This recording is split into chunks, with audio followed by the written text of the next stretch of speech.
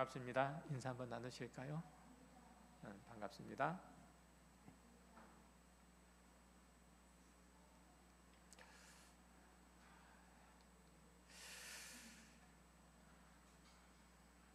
제가 사적인 얘기는 잘 안 하는데 거의 예배 시간에 한마디 하자면, 어제 저희 아이들 결혼식 함께 해주셔서 위로해 주시고 또 격려도 해주시고 축하도 해주시고 그래서 감사드린 말씀을 드리는 것은 그 아이들이 우리 교회 성도이기도 하니까 말씀을 드립니다.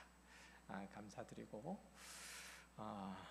어쨌든 우리 교회 새롭게 출발하는 새 가정으로서 교회 안에 잘 자리매김하고 건강하게 교회의 가정으로서 자기 역할과 사명을 다하도록 격려해 주시고, 먼저 그 가정을 이뤄 가시는 여러분들이 잘 가르쳐 주시고 또 믿음으로 또 기도로 함께 해 주셨으면 감사하겠습니다.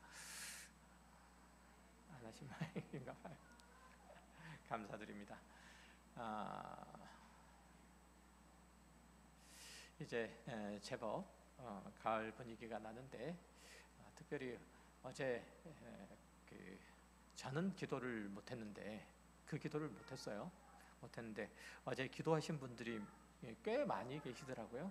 비가 안 왔으면 좋겠다고 기도하신 분들이 꽤 계시는데, 어제 하루 종일 비 온다고 그랬었거든요. 비가 안 왔어요. 그렇죠? 비 안 오기를 기도하신 분들이 꽤 있었다고. 어제 제가 들은 바로는, 제가 이렇게 믿음이 없어요. 그래서 더구나 시원한 분위기에서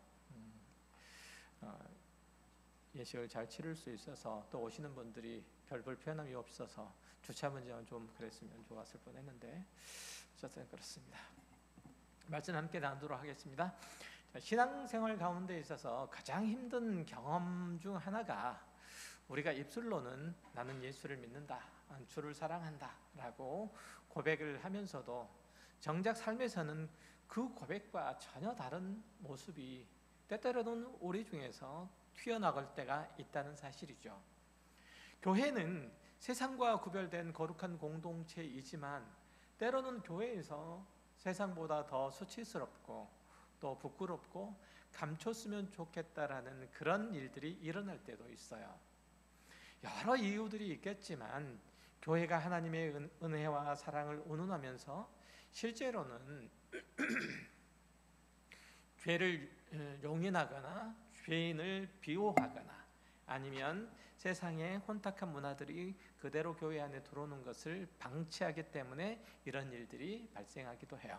그러니까 이런 일로 인해서 교회가 세상의 비판과 그리고 질타를 받으면 주의 거룩한 공동체로서의 정체성에 심각한 타격을 받죠. 사도 바울이 고린도 교회를 향해서 던진 책망이 바로 그 지점에 있어요. 고린도 교회 성도들은 신령한 은사 그리고 지혜, 이런 것들을 자랑했지만 교회 안에서 이방인들조차도 꺼려하는, 근친끼리 음행하는 일들이 일어난 거예요. 더 큰 문제는 그 일이 교회 안에서 심각하게 받아들여지지 않았다는 점이에요. 오히려 교만한 태도로 가볍게 넘어가려고 했다고 지금 사도 바울이 지적을 하고 있는 거죠. 겉으로는 영적으로 높은 차원에 올라선 것처럼 보였지만 실제 삶에서는 가장 기본적인 도덕 기준마저도 무너져 버린 거죠. 우리는 이 말씀 앞에서 불편한 진실을 마주대하게 돼요. 고린도 교회의 문제가 단순히 미개하된 아주 그 옛날 사람들의 잘못된 습관만이 아니라, 그런 모습뿐만이 아니라 우리 교회와 그리고 가정 그리고 개인의 삶에서도 어렵지 않게 사실은 발견되는 문제이기 때문에 그래요. 그러니까 꼭 고린도 교회가 가지고 있는 한 가지 음행에 관한 문제가 아니라 여러 가지 그리스도인이 저질러서는 안 되는 일들이 교회 안에 종종 있고, 그것을 애써 외면하려고 하는 이들이 있다는 거죠.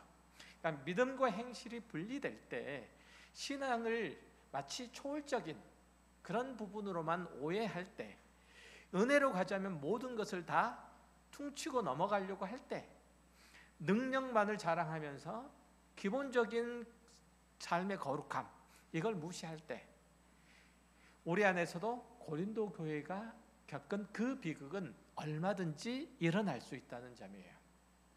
그렇기에 이 말씀은 우리 모두에게 하나님의 엄중한 경고로 다가오죠.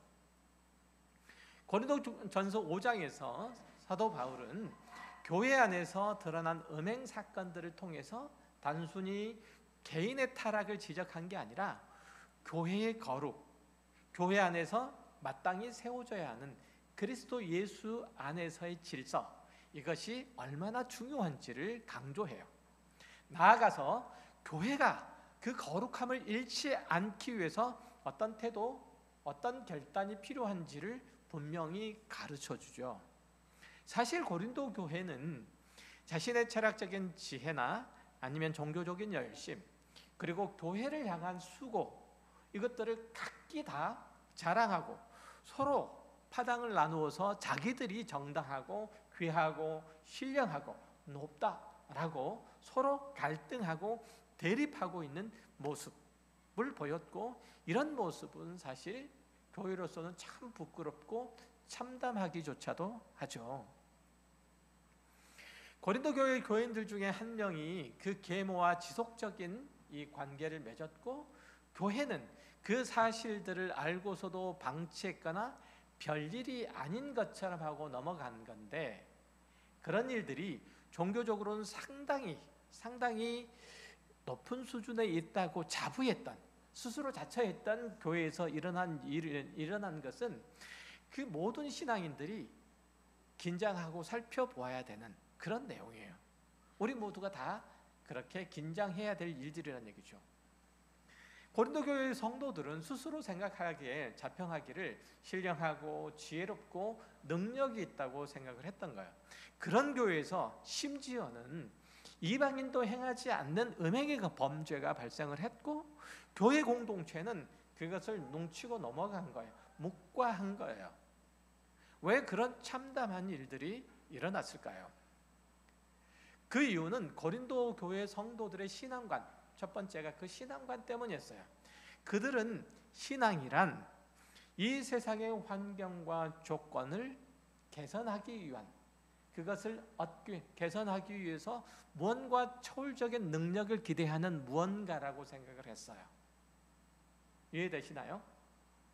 신앙은 내가 가지고 있는 어떤 문제, 어떤 어려움들을 극복을 해야 되는데, 이 어려움들은 내가 육체적인 능력, 물리적인 힘 가지고는, 내 힘과 능력으로는 이것을 극복할 수 없으니 초월적으로, 즉 하나님께서 신비한 능력으로 개입해 주사 이 문제를 해결해 주시면 된다라고 생각하는 게, 그게 그들이 가지고 있는 신앙의 거의 모두였다는 거예요.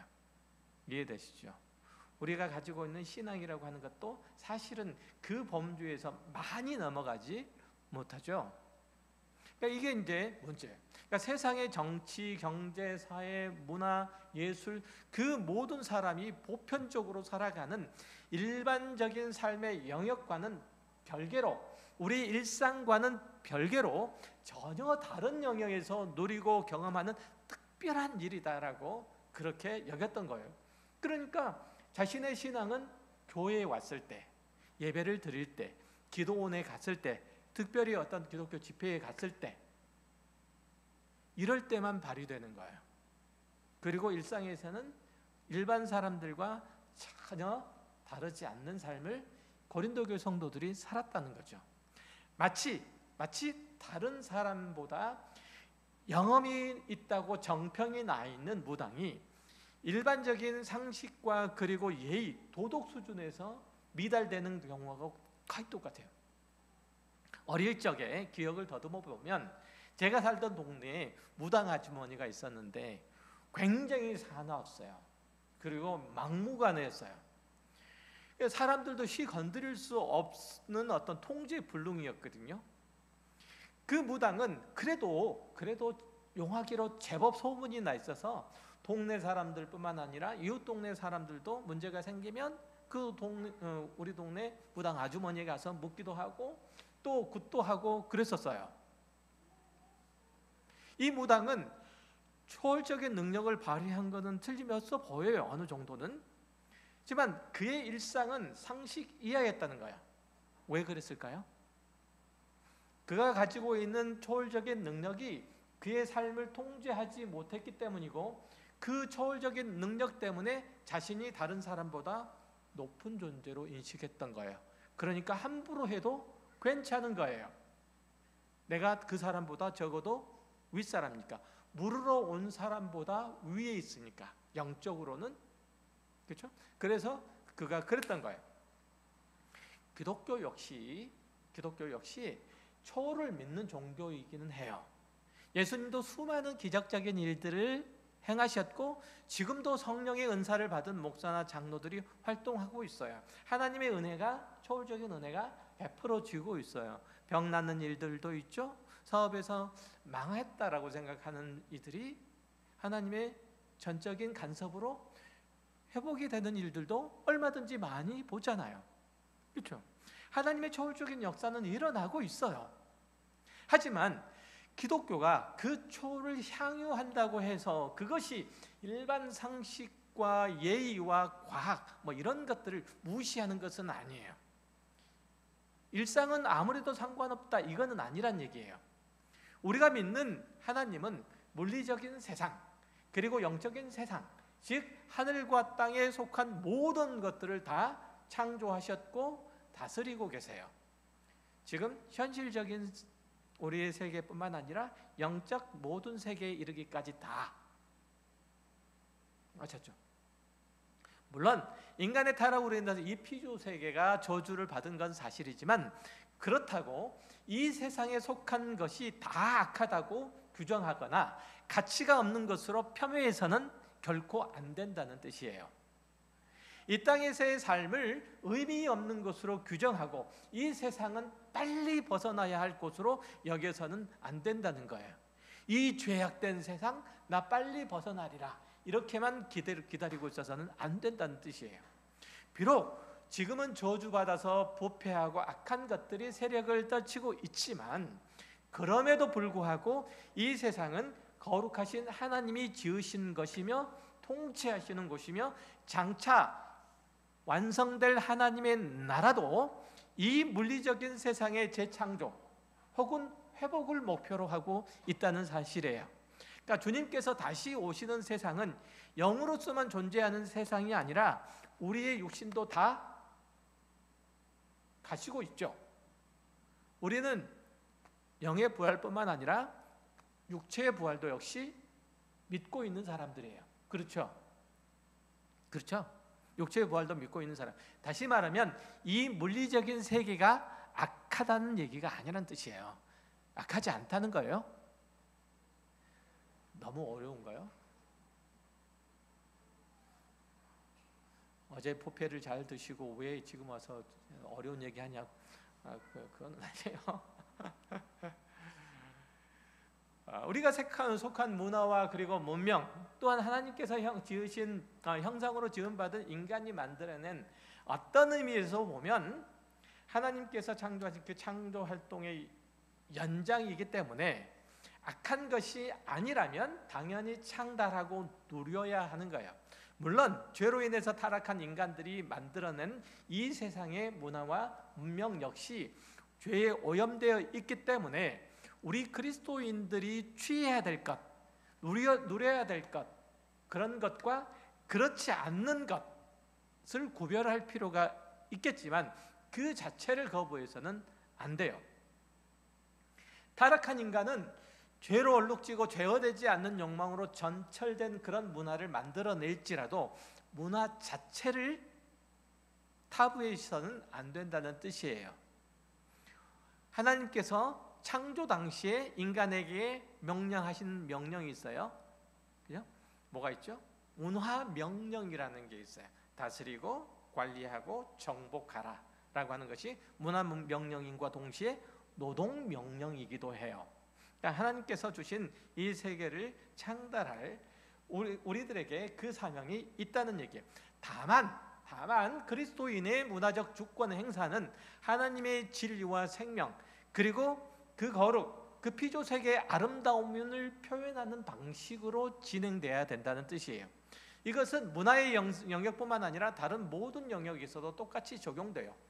일반 사람들이 정해놓고 따르는 그 도덕이나 가치, 양심 등이 하나님의 거룩하심 그리고 의로우심에 반하는 것이 아니라면 우리도 인정하고 기꺼이 동참해요.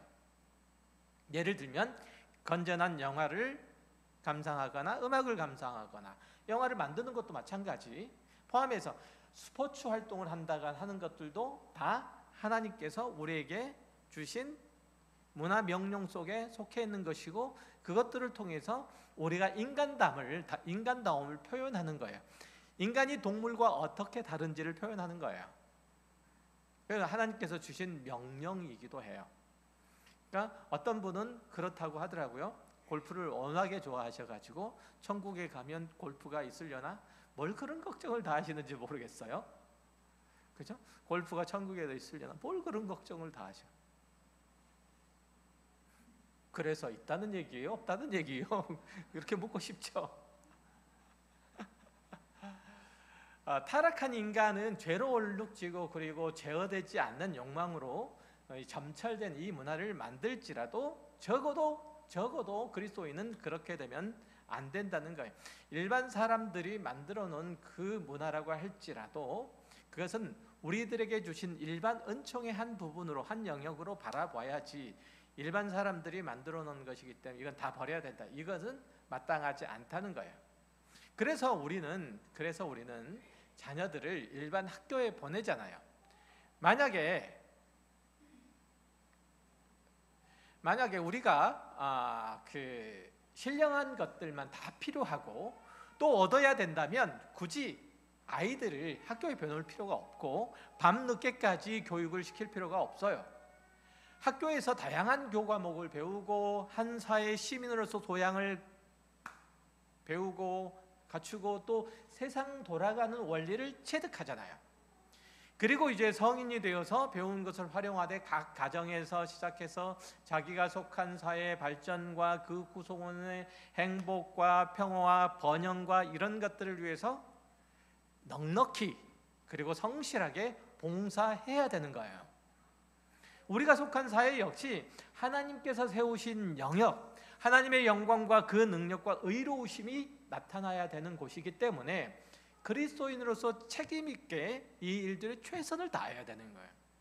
그러니까 여러분들이 일상생활 가운데서 일을 열심히 하는 거 굉장히 중요해요. 예배를 드리는 것만큼 중요해요. 이것도 한 영역에서의 뭐다? 삶의 예배다. 하나님이 받으셔야 할 예배다라는 거예요. 그만큼 일상생활 속에서 여러분들이 성실하게 일하는 것 굉장히 중요해요. 책임 맡은 바를 최선을 다하는 것 필요하죠. 그러니까 우리가 일상 직장에서 열심히 일하고 회사 조직에 녹아드는 것은 그 일을 통해서 하나님의 뜻을 드러내고 그 의로우신 다스림 가운데 있음을 선포하고 그 구원의 목적에 접근할 수 있기 때문에 그런 거예요. 그러니까 같은 직장에서 같은 일들을 하지만 비그리스도인과 다른 목적을 가진 것은 서로 다른 영역에 있기 때문에 그런 것이 달래 그런 것이 아니에요. 그런 의미에서 볼 때 그리스도인이 섬기고 그리고 사랑해야 될 첫 번째 장소 어딜까요? 가정이에요. 가정. 왜냐하면 여기서부터 한 사람 그리스도인의 삶의 모든 원리와 내용 그리고 목표가 표현되기 때문이고 그가 힘써 성취하려고 하는 그 목적이 실현되는 곳이기 때문에 그래요. 한 사람이 자기 실현을 어디에서부터 가장 맨 처음에 해요? 가정에서. 자기 실현은 가정에서부터 시작해요. 그리스도인도 역시 마찬가지. 가정에서 부모로서 자식으로서 최대한의 능력과 힘을 발휘해서 자기 역할을 다함으로써 그 사람이 내가 속해 있는 교회와 직장과 사회를 더욱 건강하고 아름답게 만들 수 있게 돼요. 그러니까 나아가요. 가정에서 나아가 어디로? 직장으로. 직장에서 나아가 교회로. 나아가요. 다른 조직에서 능력을 발휘하려고 하는 그 시도, 그러니까 가정을 빼고 다른 어떤 곳에서 내가 내 능력을, 내 가치를 실현해야 되겠다라고 하는 것은 어불성설이에요. 여기서부터예요. 여기서부터. 그런 얘기도 있잖아요. 흔히 일반 사회에서도 가화, 만사성, 치구, 평천하 이런 얘기도 있잖아요. 다른 얘기가 아니에요. 거듭 말씀을 드리지만 하나님이 타락한 인간을 구원하시는 것은 공동체, 즉 가정에서 출발해요. 아담과 그의 아내가 범죄한 이후에 가장 먼저 붕괴된 것이 두 사람과의 관계, 즉 가정이고, 하나님께서 이들을 구원하시려고 하는 밑그림을 그리신 현장도 가정이에요. 홍수 때에 구원받은 이들이 노아와 그의 가족. 아브라함을 부르셔서 구원하실 때도, 구원을 이루어 가실 때도 가족을 구속하심으로써 구원을 이루어 가셨잖아요. 아들, 딸을 줄 거다라고 말씀하시는 게 무슨 뜻이죠? 그게 가족을 주신다는 뜻이잖아요. 그걸 회복하신다는 얘기예요. 모세를 부르셔서 이스라엘을 구원하실 때도 가족 단위로 그 일들을 하셨어요. 지파별로, 족속별로 그렇게 일들을 하셨잖아요. 다시 말해서 공동체로서의 가정은 모든 인간의 생명과 문화와 역사를 움트고 만들어지고 열매 맺는 터전으로서 하나님의 구원을 이루어가는 첫 번째 장소로서 그 가정이에요. 사도 바울이 그래서 예배소서를 써내려가는 그 흐름들을 보면 처음에는 그리스도인으로서 우리 생명은 창세 이전에 이미 준비됐고 그것이 그리스도의 십자가로 탄생이 됐고, 그리고 성령께서 이들을 부르셔서 교회로, 즉 공동체로 묶으셨다고 그래요. 그리고 그 교회의 가장 기본적인 단위, 그건 뭐냐면 남편과 아내와 아이들로 구성된 가정이고, 이게 교회라는 거예요. 가정이고, 그들이 각자의 역할을 성실하게 함으로써 교회를 든든하게 세울 수 있다고 말해요.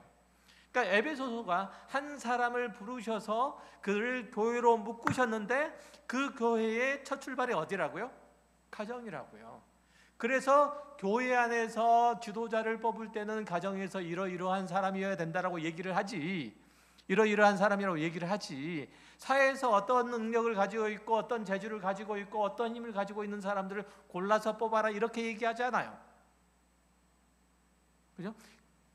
교회의 기본적인 단위는 어디서 출발하니까? 가정이라는 교회에서 출발하니까. 그죠? 그거예요. 그렇게 볼 때, 그런 의미에서 볼 때 가정은 모든 사회 기관의 세포와 같아요. 가정이 건강하지 않으면 결국은 한 사회, 한 국가가 건전하지 못하는 것, 불보듯이 뻔해요. 가정은 한 사람의 신앙이 발생하고 성장하고 완성되어 가는 최소한의 기관이자 모판이기도 해요. 그러니까 사도 바울이 고린도 교회를 향해서 책망하는 내용을 보면 그 핵심은 교회 안에서 음행을 저지른 자가 있다라는 것보다도 교회가 그런 일들을 있는 것을 알고도 겪고도 통한이 여기지 않는다는 것과 그 당사자에 대해서 어떠한 조치도 취하지 않았다는 점, 다시 말하면 교회 안에 있는 건강한 가정이 붕괴되고 있는데도 교회가 아무런 조치를 취하지 않았다는 점이에요. 아마도 음행을 저지른 이 사람이 교회에서 어떤 중요한 역할을 감당하고 있는지도 몰라요. 예를 들면 헌금을 많이 한다거나 교회가 모일 장소를 제공을 한다거나 아니면 고린도 사회에서 높은 지위에 있는 사람인지도 몰라요. 그렇지 않다면 이방인들에게도 조차도 없는 그런 사건이 교회에서 일어났는데 그렇게 고린도 교회 성도들이 태연자약할 수가 없다는 거죠. 본문 2절에서 그러하고도 너희가 오히려 교만하여져서라고 하잖아요. 이 책망이 있잖아요. 교만하여져서라고 하는 것은 무슨 뜻이에요? 누구 앞에서? 사람들 앞에서? 아니, 하나님의 앞에서, 하나님의 교회 앞에서, 하나님의 말씀 앞에서 교만하여져서라는 거예요. 그러니까 이 일에 대해서 교회가 아무런 문제를 제기하지 않음으로써 하나님의 거룩한 통치에 순종함이 없고 성도가 하나님의 의로우심을 따라 살아가야 하는 당위적인 목표도 상실해야 돼. 한 가정이 교회가 돼야 함을 그들은 내팽개쳐 버렸다는 얘기예요. 하나님은 먼저 우리 각 개인을 구원하시되 그 구원이 가정과 나아가 사회에 확산되기를 바라요. 그렇죠? 주 예수를 믿으라. 그리하면 너와 내 집이 구원을 얻으리라. 말씀드렸죠? 한 개인의 신앙이 교회로 묶여진다고. 그 교회의 출발이 가정이라고. 주 예수를 믿으라. 너와 내 집이 구원을 얻으리라. 너와 내 집이. 그렇죠? 구원이에요. 이 약속 역시 그런 맥락에서 주어진 것이고, 그래야 하나님의 거룩이 세상에 드러나고 확산될 수 있기 때문에 그래요. 만약에 우리가 그 하나님의 구원의 목적을 담아내지 못한다면 하나님의 구원의 능력도 하나님의 거룩도 나를 넘어서 내 가정으로, 가정을 넘어서 내가 속해 있는 교회로, 내가 속해 있는 사회로 확산될 수가 없어요. 죄를 거절하고 성령의 인도하심을 따라 살려고 하는 교회적 노력이 희미해질 수가 있어요.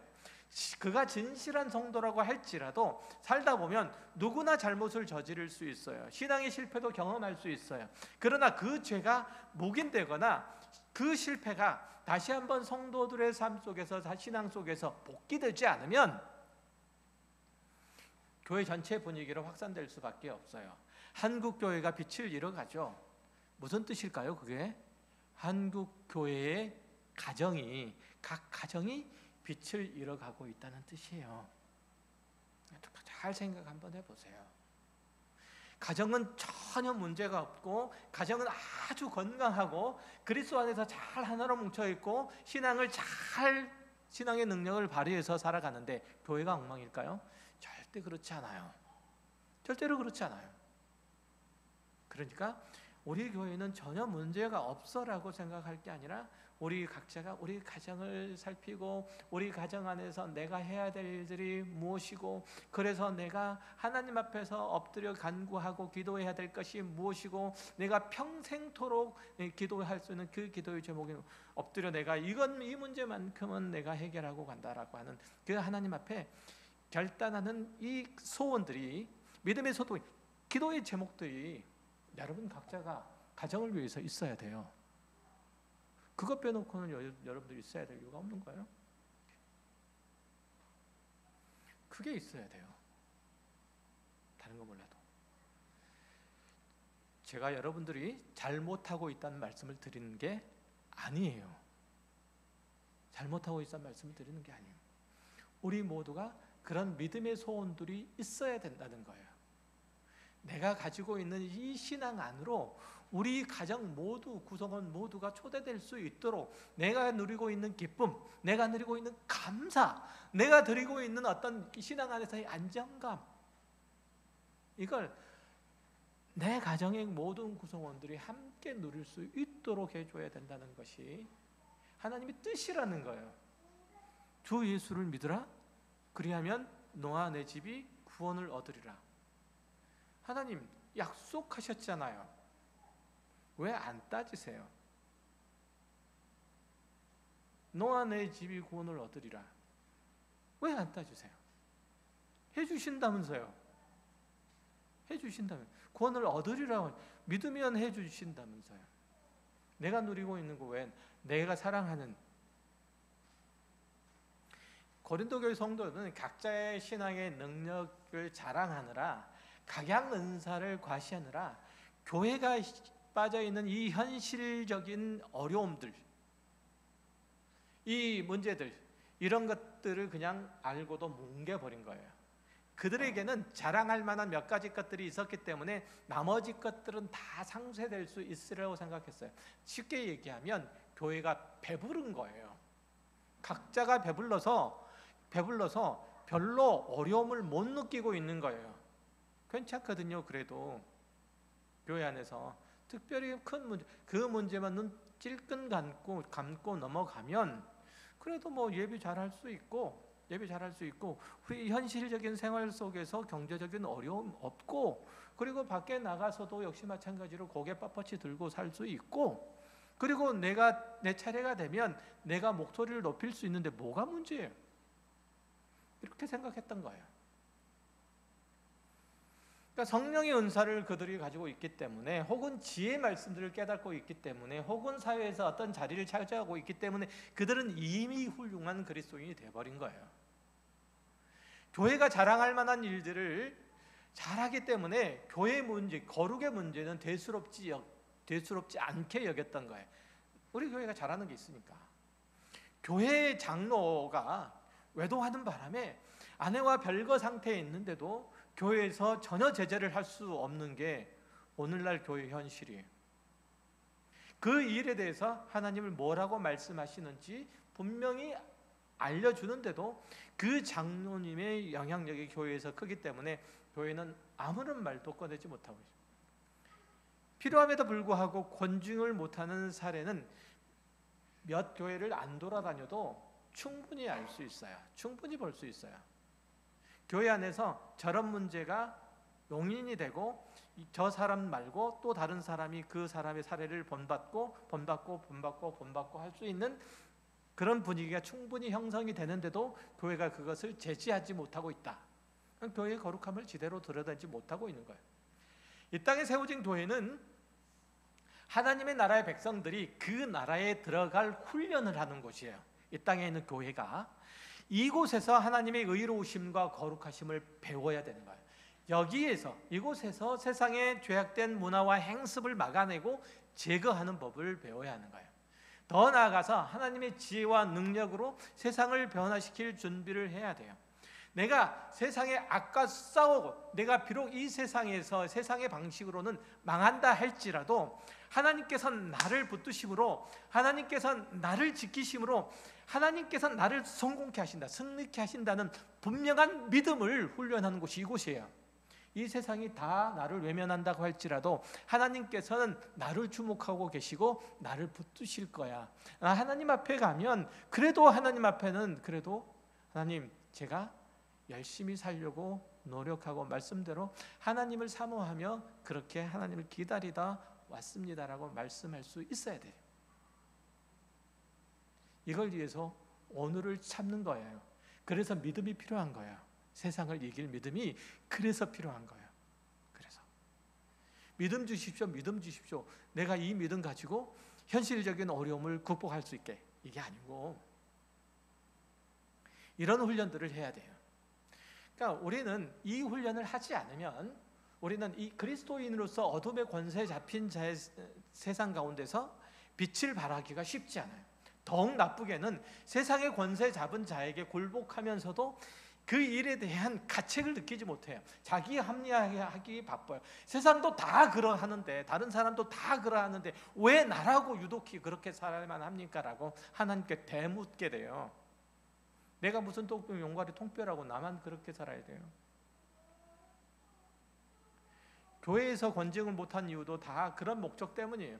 징계로 인해서 다른 성도가 담력을 얻지 못하도록 하기 위함이에요. 그래서 권징을 하는 거예요. 권징을 한다는 것은 무조건 벌 주고 교회에서 쫓아내자는 게 아니에요. 교회에서 그 사람에게, 범죄한 사람에게 쪽을 주자는 게 아니에요. 속된 말로 그것으로 인해서 당사자는 깊이 반성하고 다른 이에게는 경계를 하게 함이에요. 그리고 그 당사자가 다시 일어날 수 있도록 용기를 주고 믿음의 굳건히 설 수 있도록 계속 격려하도록 하기 위함이에요. 그렇죠? 우리가 아이들을 징계하는 것은, 아이들에게 야단치고 때때로는 회초리를 드는 것은 얘가 내 아이가 아니기 때문이 아니잖아요. 내 아이이기 때문에 그렇잖아요. 이 아이가 잘 자라기를 소망하기 때문에 그런 거잖아요. 그래서 내가 아이를 때리지만 안아주는 거잖아요. 결국은 안아주는 거잖아. 때리고 안아주는 거잖아. 내가 너를 미워서 때렸겠니라고 안아주는 거잖아. 교회가 권징을 하는 목적이 그건 거예요. 그래서 권징을 하는 거예요. 잘 자라날 수 있도록 하기, 건강하게 자라날 수 있도록 하기 위해서. 교회는 성도를 잃을까 봐 안 하고, 잘못한 성도는 교회가 권징을 하노라고 하면은 여기만 교회야, 이런 마음으로 교회 문을 박차고 나가요. 이게 두 번째 범죄예요. 사실은 이게 더 무서워요. 사실은 그 사람은 나중에 하나님 앞에 가면 뭐라고 해야 될지, 무슨 변명을 해야 될지 좀 준비를 하시고 가셔야 될 것 같아요. 거룩한 교회의 성도 구성원이 잘못을 했을 때 권징을 실시하고자 하는 교회의 치를 받지 못하는 이유는 아마도 자신은 그럴 만한 잘못을 하지 않았다고 여기기 때문일 거예요. 설령 자신이 잘못을 인정한다고 할지라도 권징을 안 받으려고 하는 것은 교회가 하나님으로부터 부여받은 그 권위를 인정하지 않기 때문에 그래요.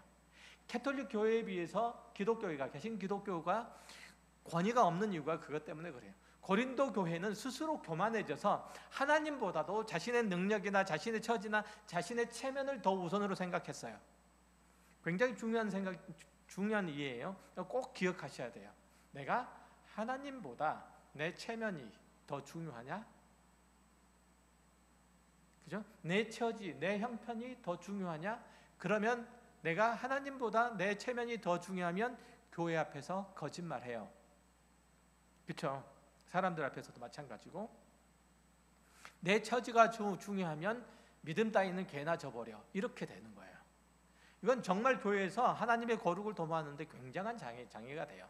내가 그래도 이 교회의 수석 장로인데 이 아들이 징계를 받는다면 내 체면이 뭐가 되냐, 이런 식으로 교회의 거룩성을 지켜나가기 위해 쓰는 것보다는 자신의 이름이 더욱 소중히 여기는 이런 태도, 이것은 하나님 앞에서 개인의 신앙뿐만 아니라 교회를 심하게 병들게 하는 거예요.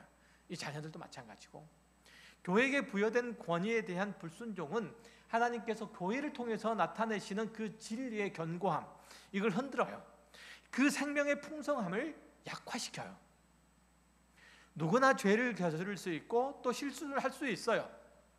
그렇죠? 그래서 그 사람이 회개하고 돌이켜서 다시 일어설 수 있도록 성경은 잘못을 저지른 사람에 대해서 잔혹한 형벌을 주는 것을 금지시켜요. 예수님도 간음하다가 현장에서 붙잡혀온 여인을 용서하시고 재발 방지를 약속하시고 보내셨어요. 그러나 그 모든 것은 한 교회가 하나님의 거룩함과 진리의 순결함들을 유지하는 방향으로 나아가야 한다는 거예요. 이게 오늘 고린도전서에서 얘기하는 바예요. 적은 누룩이 온 동이에 퍼지지 않게 하려면 누룩을 닫는 부분이 잘라내야 하듯이 내가 잘못한 일들은 사죄하고 용서를 빌어야 돼요. 내게 잘못한 삶의 영역들이 있으면 이거 잘라내고 가셔야 된다는 거예요. 이해하셨죠? 우리 교회 안에서 한 성도가 있으면 그 사람 잘라내고 가자는 뜻이 아니고, 그 사람 잘라내고 가자는 뜻이 아니에요. 그 사람을 잘라내고 가자는 뜻이 아니고 그 사람이 잘못한 부분을 잘라내고 가자는 뜻이에요. 이해하시죠? 그 사람을 얻자는 거지 그 사람을 버리자는 얘기가 아니라니까요. 오늘 본문의 얘기가 그래요. 두 사람이 많은 성도들 앞에서 멱살잡이를 하고 주먹다짐을 했는데 교회가 그것을 알고도 입을 다물고 있으면 되겠어요? 어떤 집사가 교회 여기저기 다니면서 돈을 빌리고 갚지 않기를 계속하는데 당회가 그 사실을 알고도 눈을 감으면 되겠어요?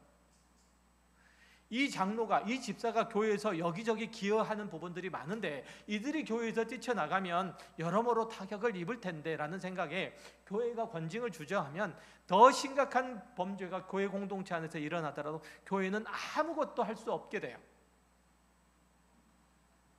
그리고 거룩하고 순결해야 되는 교회는 영적 침체에 빠지죠. 무기력증에 빠져요.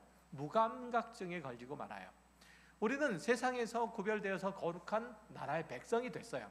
우리가 몸담은 가정과 교회와 사회 공동체를 잘 지켜나가야 될 책임과 의무가 우리들에게 있어요. 히브리서 12장 14절 이하를 제가 읽어드릴게요. 여기는 없어요. 모든 사람과 더불어 화평함과 거룩함을 따르라. 이것이 없이는 아무도 주를 보지 못하리라. 너희는 하나님의 은혜에 이르지 못하는 자가 없도록 하고 또 쓴뿌리가 나서 괴롭게 하여 많은 사람이 이로 말미암아 더럽게 되지 않게 하며 음행하는 자와 혹 한 그릇 음식을 위하여 장자의 명분을 판 에서와 같이 망령된 자가 없도록 살피라. 교회의 거룩을 도모하라, 이런 뜻이죠. 여기서 화평함은 하나님과의 관계 회복이에요. 하나님께서는 죄로 인해서 어그러진 우리와 화평을 이루기 위해서 그 아들을 십자가에 내어주기까지 했어요. 뭐 하기 위해서? 죄로 하나님과의 관계가 어그러진 우리와의 관계를 화목하게 하시기 위해서 하나님께서는 당신의 아들을 희생의 제물로 주셨다니까요. 하나님이 하실 수 있는 더 이상의 것들을 한번 생각해 보세요. 있는지. 그것까지 감수하셨어요. 너희의 거룩을 위해, 너희와 나를 화평케 하려고 내가 내 아들 준다, 이거예요. 하나님께서 그거 주셨다니까. 이렇게 하나님과의 관계에서 거룩과 화평을 회복하는 자가 그것을 이웃에게, 세상에게 전해주는 일들을 하는 것은 모든 사람들과 더불어서 화평하라는 그 명령이에요. 단지 남편이 돈을 잘 벌어다 준다는 그 이유로 남편으로서, 아버지로서의 책무를 등한시하면 안 되듯이, 그렇잖아요? 그렇잖아요. 돈만 잘 벌어주면 돼요? 안 되듯이 이것저것 교회에 봉사를 많이 하고 헌금을 많이 한다는 이유로 교회가 그를 두려워서 그의 잘못을 눈 감으면 한 그릇 음식을 위해서 하나님과의 언약을 가볍게 여긴 에서의 길을 가는 그 사람을 그냥 내버려 두는 거예요. 거룩한 교회를 속되게 만들고 하나님의 나라의 백성으로서 살아갈 그 자리를 못 지키는데도 불구하고 그냥 내버려 두는 거예요. 세상의 욕구를 영원한 가치보다 더 앞세우면서 그래서 뒤따라오는 사람들에게 나쁜 선례가 되는 것조차도 그냥 방치하는 거예요.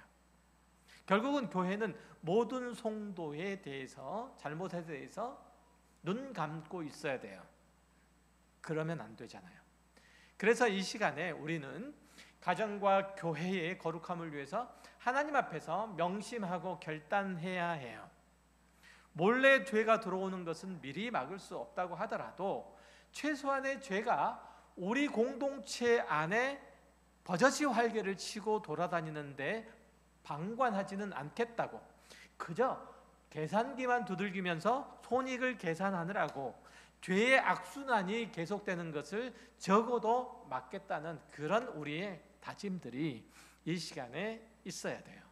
내가 서 있는 내 가정과 내 교회에서만큼은 하나님의 거룩을 기필코 도모하리라 라는 그 결단이 있어야 돼요. 하나님께서는 우리와의 그 관계 속에서 다른 무엇이 끼어들지 못하도록 하나님과 우리와의 그 거룩을 이루시기 위해서 어떻게 하셨다고요? 그 아들을 화목의 제물로 주셨어요. 그러면 우리는 그 하나님 앞에서 어떻게 해야 될까요? 그뿐만 아니라 우리 모두는 교회에서 작은 죄라도 회개하는 마음으로 엎드릴 거고 다시는 그런 범죄를 저지르지 않겠노라는 그 다짐, 그리고 하나님의 도우심을 구해야 돼요. 그런 일들을 또 서로 잘할 수 있도록 격려해 하셔야 돼요. 위로하고 격려하셔야 돼요. 그러니까 죄는 아파하고 두려워하되 그 죄를 짓는 사람이 회개할 때 그 죄를 충분히 회개하고 반성하고 거기서 딛고 일어서서 하나님의 거룩으로 한 걸음 더 나아갈 수 있도록 옆에서 자꾸만 도와주셔야 돼요. 낙인 찍으시면 안 돼요. 그러면 안 돼요. 그럼 다 망해요. 한 걸음 더 나아갈 수 있도록 도와. 그럴 때 교회는 거룩해지고 성결해지고 거기 속한 성도들은 하나님의 회복과 위로와 샘 주심을 경험하게 되는 거예요. 한 걸음 그의 신앙과 삶이 한 걸음 업그레이드 되는 거예요. 그 모습이에요. 오늘 고린도 교회에게 하신 교만하여 통한이 여기지 아니하고 그 일을 행한 자를 너희 중에서 쫓아내지 아니하였느니라. 이 말씀을 하나님의 경책으로 여기셔서 우리 가까운 교회가 그리스도 예수 안에서 그 거룩과 순결함을 잘 지켜나가는 교회가 되시기를 주의 이름으로 축원합니다. 교회의 회복, 부흥, 그것은 바로 그 자리에서 일어납니다. 기도하겠습니다. 하나님 아버지 감사합니다. 하나님께서 저희를 사랑하시고 그 은혜로 채우시며 필요한 것들을 공급하여 주시며 특별히 하늘의 신령한 은혜로 저희를 인도하십니다. 우리가 하나님의 사람으로 거룩하게 하시기 위함입니다. 우리 자신을 그러하며 우리가 속해 있는 가정을 그러하며 우리가 속한 교회를 그러하도록 하시기 위해서 그 모든 것들을 다 하십니다.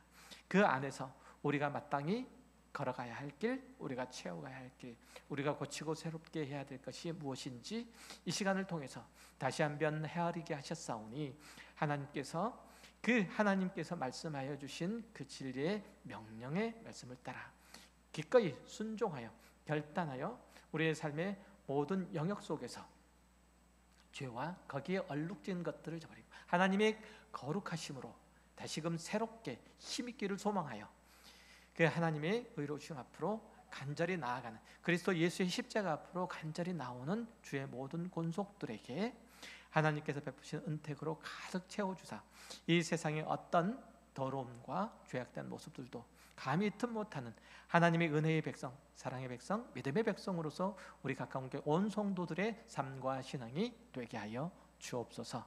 귀한 말씀을 통해서 우리의 삶을, 우리의 신앙을 다시금 점검케 하며 교회 거룩을 위해서, 가정의 거룩을 위해서 마땅히 마음을 쏟게 하시니 감사드립니다. 예수 그리스도의 이름으로 기도했습니다. 아멘.